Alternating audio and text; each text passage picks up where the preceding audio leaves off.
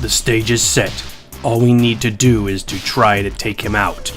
I think his heart will explode if we can just get him to... Coming up today on the Gigasaurus, we have a viewer that tries to kill me.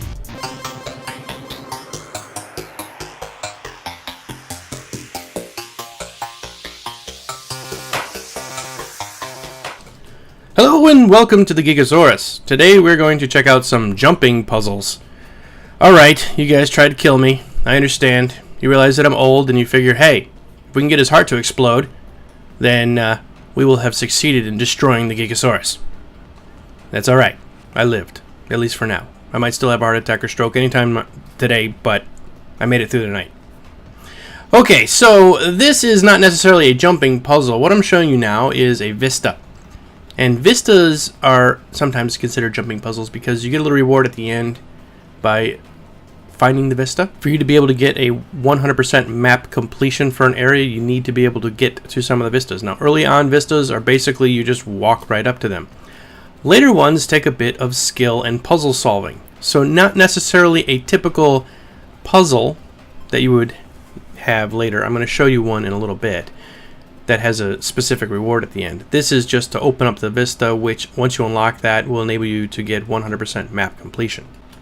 I'm going to cover some of the ways to set your interface up and things to make this a little easier. We'll cover that in just a minute. I just want to show you, this is the vista.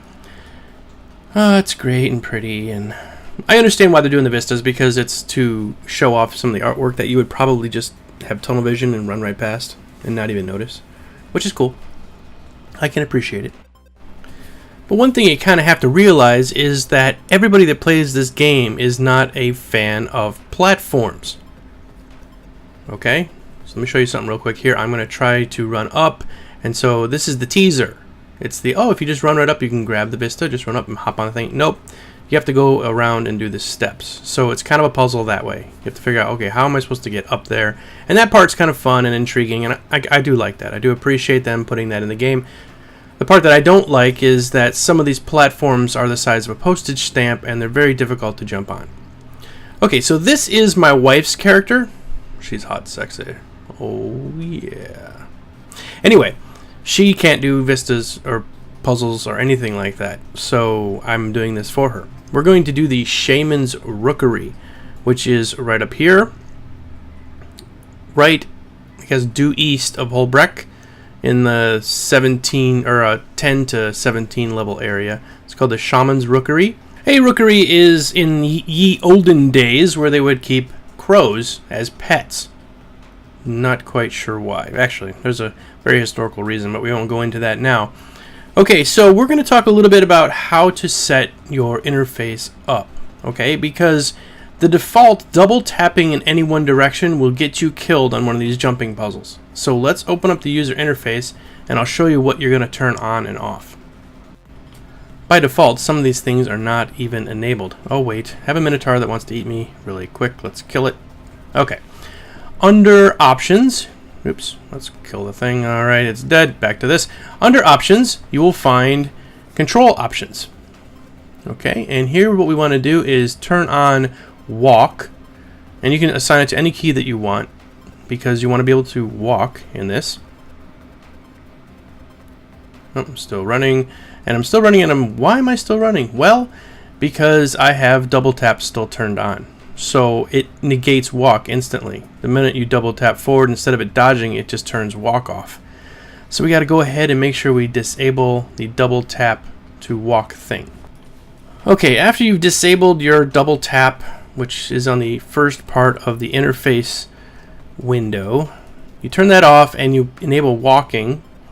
You're going to fall, and you're going to fall a lot. And that was the whole point of the intro there, was you have to kind of figure these things out, and to do that you will fall quite a bit. No, I don't think there's any way you're going to die, at least on this one. The Shaman Rookery I consider is one of the easiest jumping puzzles that I've come across. That's why I'm showing it to you, because it's kind of easy. When these little crows land, there's a red ring. If you touch that ring at any point, you get knocked off the platform. So that's why I'm taking my time. I am a slow, deliberate, line up my jump and then jump when I do my platforms. That's why I was never really good at Mario, because I can't just run and jump and hope to land very well. So I line up my jumps, I get them all set up, I figure out where I need to jump to. Now here's a crow that was going to land, so I needed to take off, otherwise it would have knocked me off.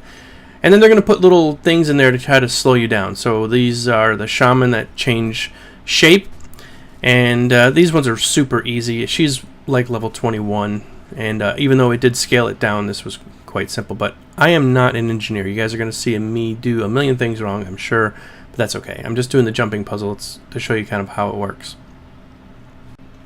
Now, the jumping puzzles are not 100% required to get the map completion. It's just something to do to get a reward at the end, and then you also get achievements for doing the jumping puzzles. So, unlike the Vistas, if you can't do this, don't let it kill you. It's not that important, really. At the grand scheme of things, the items you get at the end, at least in this one, were just like meh. Probably because it was such an easy jumping puzzle. I never finished the Matrika Province one, which is the one you saw me do in the beginning. I spent 4 hours last night jumping and screaming at my computer. I was tempted to pull out a gun and blow my computer into little pieces. That's how angry it made me. It's so frustrating because you'll get like within 1 inch of the completion. You're like, yes, I made it. And then a piece of a wind or a lightning bolt or something will blow you off and then you're dead. So yeah, really ultra frustrating.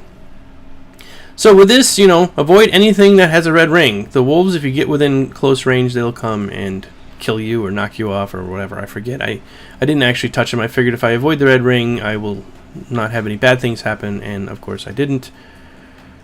So there we go. Now I guess, like Dagnus says, make sure I pick up all my turrets. Okay, picked up the turrets. We're gonna jump. Like I said, this is a fairly easy one. The Matrika Province one, looking back at this, is almost like I could have probably speed run this one and done fine comparatively.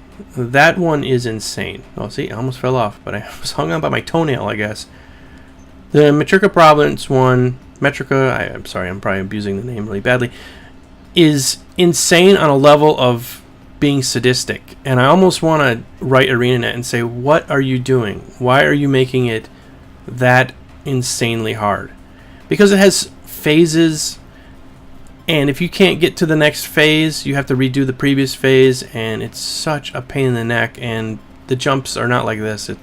They're like jumping and barely making it, and I died 400 times. I did actually keep track, and it was like around 270 times I really did fail trying to get just to level 2 of the multiple level.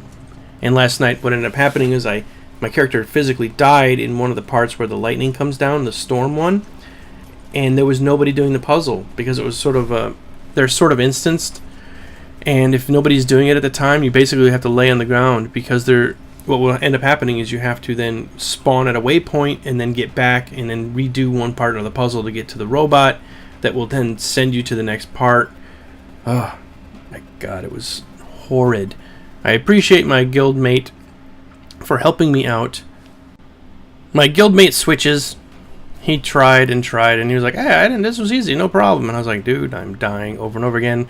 He's like a level 40 guardian, and he came to help me out. And it wasn't the fact I couldn't get to places, it was just dying in the middle of the instance makes it almost impossible because then you have to wait for somebody to come along. So having him there was nice. He helped me as much as he could.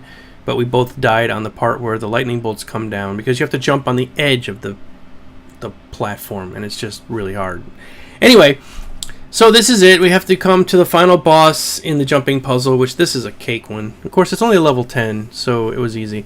If you're going to do the Matrika Province one, that's the insane one that we're talking about, I do recommend you be at least level 13 or 14 because you have to fight these bats that just, their only main ability is to drain life from you, and it makes it impossible, or at least so if you were only like level 9 or 10. Alright, so here we have the Splendid Chest, and this is the reward for doing all of this craziness, and these are just some baubles basically. So that's about it. You get the achievement, which is I guess the part you really would like to have. But the reward, the physical reward for it, meh. Very much meh. I don't know what the Matrika Province one is. I'm sure one of you guys will leave it in the notes below because I don't know what it is. I didn't finish it. I'm hoping it's something like makes you king of the planet or something. I don't know, because it has to be great. It's really, really, really hard. So that's about it. I'm shuffling because I did it. This one is really quite easy. We will check out some other ones at another time when I've calmed down, because I'm literally almost had a stroke last night. It was just so angering and frustrating. Well, that about wraps it up for today. Next one we're going to do, I think tomorrow, will be somebody asked to see the karma vendors. I can deal with karma. I'm a Buddhist. I can deal with karma. Karma's good. Karma's not going to kill me. At least the karma vendors shouldn't kill me. This jumping thing almost killed me. So thanks a lot for watching, everybody. We will see you soon. Please subscribe, share them with your friends, and all that. We will see you next time. All right. This is the Gigasaurus saying, see ya!